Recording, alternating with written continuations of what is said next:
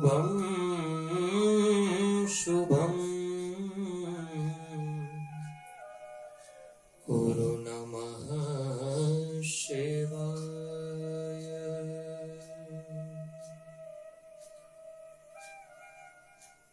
कृष्णाय वासुदेवाय हरये परमात्मने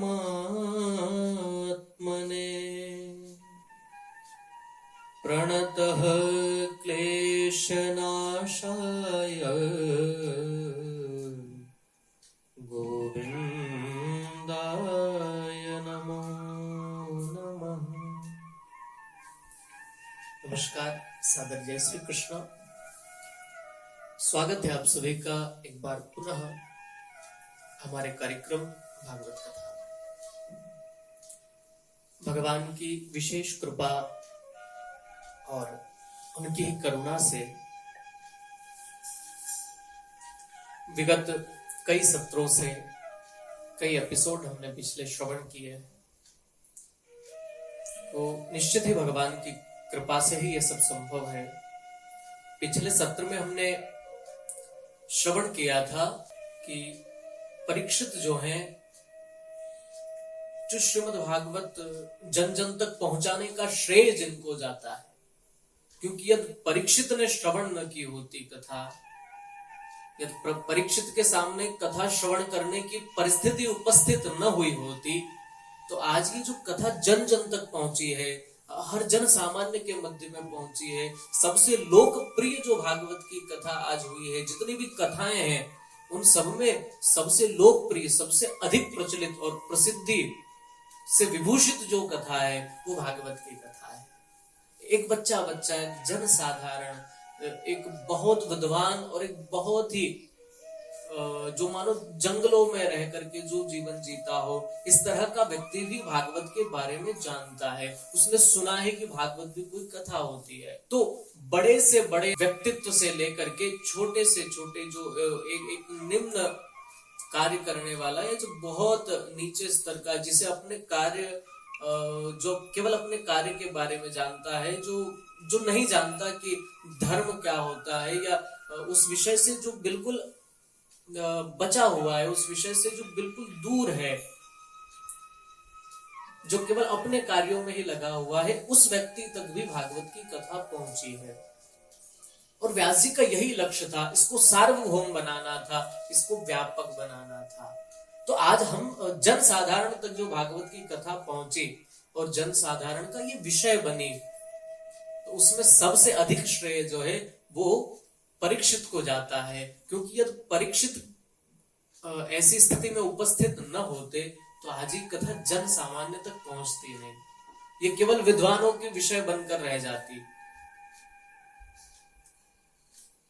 इसलिए हमने श्रवण किया कि परीक्षित जो हैं, उनको जब वे भ्रमण कर रहे थे, दिग्विजय कर रहे थे, अपने राज्य का विस्तार कर रहे थे, जब बढ़ा रहे थे राज्य को, उस समय जहां जहां जाते अपने पितामह पांडवों की कीर्ति सुनने को मिलती थी, और पांडवों की कीर्ति की जो पताका है वो लहराती हुई उन्हें दिखाई पड़ती थी।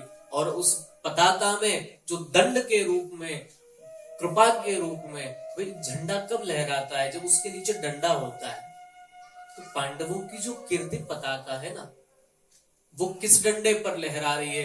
वो परीक्षित ने पाया कि ये तो भगवान कृष्ण की कृपा के दंडे पर, कृष्ण की कृपा के दंड पर ही मेरे पितामह जो हैं पांडव, उनकी ध्वजा लहराती रही है निरंतर। तो मूल में कौन है इस कीर्ति के, ये समझ गए और भगवान के अनन्य भक्त हो गए। एक बार परीक्षित जो है जंगल में जा रहे थे मृगया के लिए, आखेट के लिए। उस समय उन्होंने देखा कि एक काला कलूटा पुरुष एक गाय और एक बैल जो है उसको वो मार रहा है। जैसे ही परीक्षित ने ये दृश्य देखा, परीक्षित ने अपनी म्यान से खड्ग को निकाल लिया, तलवार को निकाल लिया, और परीक्षित दौड़े उस काले कलूटे पुरुष पर।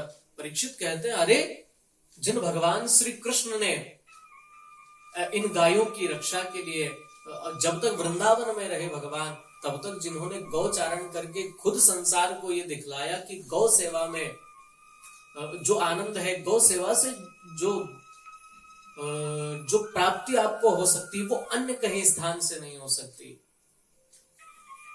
भगवान ने अपने जीवन का आरंभ गौचारण से किया है। जब माखन चोरी से किया तो वो माखन भी जो है वो गाय के दुग्ध से बना हुआ है, अर्थात जिनका जीवन वहां से आरंभ हुआ, भगवान ने ये दर्शाया है। और जब सबसे पहले जब कोई काम करने जैसे भगवान हुए तो सबसे पहला काम यदि कोई किया तो वो गौचारण का कार्य किया है, क्योंकि जिस माखन को और जिस दूध को पीकर बड़े हुए हैं, उन्होंने उस दूध का उपकार किया है। उन्होंने वचन दिया कि तुम्हारा दुग्ध, तुम्हारा मक्खन खा करके मैं बड़ा हो रहा हूं, मैं वृद्धि को प्राप्त हो रहा हूं, इसलिए हे गैया मैया, मैं तुम्हारे इस ऋण से उऋण होने का प्रयास करूंगा। यद्यपि जो पहले हमें देता है, हम उसके ऋण से कभी उऋण नहीं हो पाते, क्योंकि पहले उपकार हमारे ऊपर उसने किया है। परीक्षित कहते हैं, जिन गायों की रक्षा के लिए भगवान ने जब तक वृंदावन में रहे अपना संपूर्ण जीवन गौचारण को दे दिया, गाय की रक्षा के लिए दे दिया। किसी भी राक्षस को गाय के सामने आने तक नहीं देते थे भगवान। भला उन भगवान की इस धरती से जाते ही तुमने गायों पर अत्याचार आरंभ कर दिया। दुष्ट कहे कि मैं तुझे छोड़ने वाला नहीं हूं, और खड्ग लेकर के दौड़े हैं उसके पीछे। दीनवत् शरणं गतः, उसने देखा कि अब परीक्षित मुझे छोड़ने वाले नहीं है, तो दौड़कर आया, परीक्षित के चरणों में गिर पड़ा। यद्यपि परीक्षित बहुत क्रोधित थे, परंतु जैसे ही देखा कि ये चरणों में गिर पड़ा है, और जो परीक्षित की जो पितामह है, जो इसकी पूर्वज है, इन्होंने एक बात परीक्षित को सिखाई थी, बेटा चाहे शत्रु भी शरण में क्यों ना आ जाए, उसे माफ कर देना, उसे प्राण दान दे देना। शरण में आए हुए पर जो व्यक्ति प्रहार करता है, उससे बड़ा पापी कोई दूसरा हो नहीं सकता। जिसने समर्पण कर दिया हो, कलयुग शरण में आ गया, वो काला कलूटा पुरुष जो है शरण में आकर के कहता पाहि माम पाहि माम। भगवान ने जिस गाय और बैल के पीछे वो काला कलूटा पुरुष भाग रहा था, उस गाय से प्रश्न किया, देवी आप कौन हैं, और आखिर ये आपको क्यों मार रहा है, क्या कारण है, इसके मारने का कारण क्या है। गाय तो कुछ बोली नहीं। तभी वहां जो बैल खड़ा था, जो गाय का बछड़ा था, उससे पूछा आप कौन हैं, और आपके दुख का कारण क्या है, आखिर ये इसका आपसे क्या प्रतिशोध, ये आपसे क्या लेना चाहता है, आपको क्यों मार रहा है आखिरकार। अब जो बछड़ा है ना, ये कोई साधारण नहीं है, देखो बोल पड़ा है। बछड़ा बोल रहा है, बछड़ा कह रहा है, महाराज मैं अपने ऊपर जो अत्याचार हो रहा है, इसका दोषी किसे बताऊं, मैं इसका दोष जो है वो किसके माथे पर रख दूं।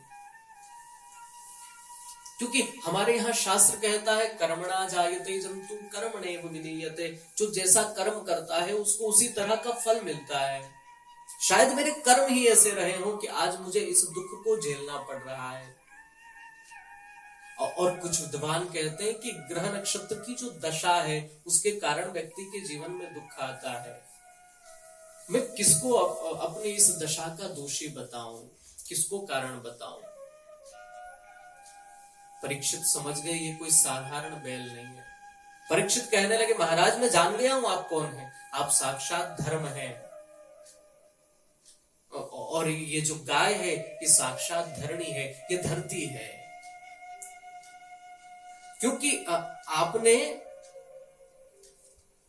आपने किसी की भी निंदा नहीं की, आपने किसी की बुराई नहीं की। आप चाहते तो कह सकते थे कि ये जो काला कलूटा, ये जो पुरुष है, ये जो कलयुग है, ये मुझे मार रहा है, परंतु आपने ऐसा नहीं कहा, क्योंकि ये तो आपको मारकर पाप कर ही रहा है।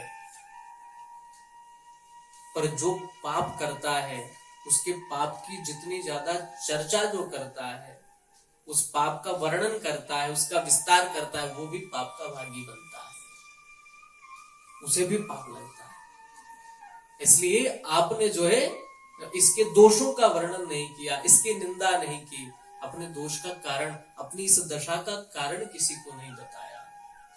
मैं समझ गया आप धर्म है और ये धरणी है, परंतु आप दोनों के पीछे ये धूर्त कौन पड़ा है, ये काला गलूटा पुरुष कौन है। गुस्सा होकर के परीक्षित ने पूछा, क्यों भाई तू कौन है, कौन हो तुम? कहने लगा, महाराज मेरा नाम कलयुग है।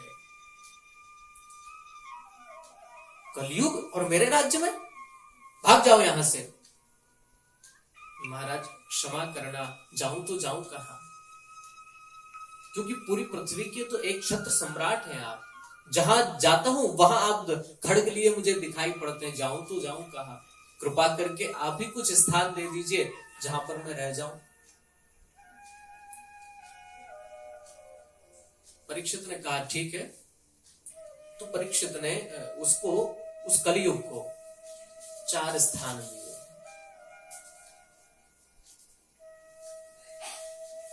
द्युतम पानम स्त्रियः सूना यत्र धर्मः चतुर्विधः। परीक्षित ने कलयुग को 4 स्थान दिए और कहा जाओ तुम इन चारों स्थानों पर रहो। और आज भी कलयुग का सबसे अधिक प्रभाव यदि किसी स्थान पर है तो वो यही चारों स्थान है। कलयुग की शुरुआत, कलयुग का जन्म जहां से होता हो, कलयुग जहां से ज्यादा हावी हो रहा हो, जहां से ज्यादा प्रभावित करता है आपको, आज भी यही 4 स्थान है जो कलयुग का प्रचार प्रसार कर रहे हैं, जो कलयुग का आभास आपको कराते हैं कि हाँ भाई कलयुग आ गया है। इन चारों स्थानों को यदि छोड़ दिया जाए और इन चारों स्थानों से यदि कोई वंचित है तो वो समझो वो सतयुग में ही जी रहा है। इन चारों स्थानों से जो वंचित रह गया, जो यहां इन चारों स्थानों तक नहीं पहुंचा, वो सतयुग में ही जी रहा है, उस पर कलयुग का कोई प्रभाव नहीं है। कौन कौन से वो 4 स्थान है? द्युतम, सबसे पहला द्युत। द्युत है ना जुआ, एक साधारण भाषा है। और जुए का अभिप्राय सीधा लालच से है। भाई जुआ क्यों खेलता है व्यक्ति? आज उसको 5 मिल गया, कल उसको 10 मिलेगा, वो इस आशा में उस पर लगाता रहता है, व्यय करता रहता है। वो मिलना न मिलना ये तो उसके नसीब की बातें हैं, परंतु उसका सीधा अभिप्राय लालच से है। और जहां लालच होगा वहां पर कलयुग रहेगा ही रहेगा। लालच के वश आकर व्यक्ति क्या क्या नहीं करता। कभी कभी तो लालच के वश इतना आंतरिक जितने जो रिश्ते हैं, भाई भाई जितने जैसे जो रिश्ते हैं, उनमें भी दरारें आ जाती है। और कई बार तो ऐसा होता है कि एक दूसरे का जीवन समाप्त करने पर उतारू हो जाते हैं। कई बार हमें पढ़ने में आता है, सुनने में आता है कि एक भाई ने एक जमीन के टुकड़े के लिए या घर के लिए अपने भाई को ही मार दिया, या उस पर ही कोई कानून का आश्रय लेकर के उस पर ही कोई केस लगा दिया। भाई भाई जो है वो आपस में कानून के माध्यम से लड़ रहे हैं। ये किस चीज का परिणाम है? ये लालच का ही तो परिणाम है। ये लालच जो है आपको बहुत अंदर तक जो है वो घुसा हुआ है, और जिसके बहुत अंदर तक लालच घुस गया, जो इतना आंतरिक आ गया, बिल्कुल आपके जो है इतना अंदर घुस गया, परिवार में घुस गया कि वो जो सहोदर है आपका, जो आपका सगा भाई है, आप उससे भी बैर पर तुलाते हैं, वो उसका जीवन समाप्त करने तक चले जाते हैं। यही कलयुग है। यहाँ पर फिर हम कहते हैं अरे भैया कलयुग आ गया, देखो भाई भाई को मार रहा है, परंतु उसके मूल में क्या है? उसके मूल में द्युत है, उसके मूल में लालच है। और इससे जो वंचित है वो, उसके लिए कोई कलयुग नहीं है। दूसरी बात है पानम, अर्थात जो मदिरा का पान करता है, वहां पर कलयुग का वास है। मदिरालय में या जो मदिरा का पान करे वहां पर कलयुग है। मदिरा का पान करते हुए व्यक्ति अपना भान तक भूल जाता है, वो स्वयं को भूल जाता है कि मैं क्या हूं। और जिसे खुद का ही नहीं पता है वो फिर न जाने क्या क्या संसार में करता है, किससे झूठे वादे करके आ जाता है, किसको कह देता है कि हम ऐसा कर देंगे, किससे ले लेता है, किसी को दे देता है, उसको खुद को पता नहीं होता उसने किससे क्या बोल दिया है। वो कुछ भी नशे में किसी को भी कुछ बोलकर आ जाता है और उसका परिणाम उसको तब भुगतना पड़ता है जब वो होश में आ जाए, या फिर तब उसको भुगतना पड़ता है कि उसको पूरे परिवार को उसका परिणाम भुगतना पड़ सकता है। ऐसे व्यक्ति के संबंध किसी से मधुर नहीं होते, उससे सब दूरी बना लेते हैं और समाज में उसको बड़ी हीन भावना से देखा जाता है। समाज में उसको कोई अच्छी दृष्टि से नहीं देखता जो जो पान करता हो मदिरा आदि का। तो जो द्युत से दूर है अर्थात जो लालच से दूर है, जो पानम अर्थात मदिरा से जो दूर है, उसके लिए कोई कलयुग नहीं है। उसके लिए तो आज भी ये जो धरती है ये भी उसके लिए स्वर्ग है, ये उसके लिए आज भी सतयुग का आभास कराने वाली है। फिर तीसरी बात, स्त्रियां, जो स्त्री लंपट है, जो अपनी स्त्री को छोड़कर अन्य जो स्त्रियां हैं उन पर गलत दृष्टि रखता है, या फिर जिसका आचार विचार शुद्ध नहीं है, ऐसे व्यक्ति पर कलयुग हावी होता है। जो समझो वो मूर्तिमंद कलयुग ही है, वो कलयुग उसके शरीर में। हमारे एक प्रथा है ना, कई बार हम देखते हुए कुछ लोग कहते हैं उसके शरीर में ये आ गया, उसके शरीर में ये देवता आ गए, उसको ये आ गए। ऐसे जो कर्म करता है यूं समझिए उसके शरीर में कलयुग आ गया, वो कलयुग का मूर्तिमंद रूप ही है। और चौथी बात है हिंसा। जुतम पानम स्त्रिय सूना, सूना अर्थात हिंसा। जहां पर हिंसा होती हो, अब हिंसा कई प्रकार की हो सकती है, हिंसा का कोई एक प्रकार नहीं। हिंसा कायिक भी हो सकती है, वाचिक भी हो सकती है, मानसिक भी हो सकती है। कायिक अर्थात इस काया के द्वारा, वाचिक वाणी के द्वारा, और मानसिक विचारों के द्वारा। विचारों के द्वारा भी हिंसा हो सकती है। और कौन सी कायिक हिंसा है, कौन सी वाचिक हिंसा है, और कौन सी मानसिक हिंसा है, कौन सी वैचारिक हिंसा है, इस विषय पर हम लोग अगले सत्र में चर्चा करेंगे। तब तक आप सभी को सादर जय श्री कृष्ण।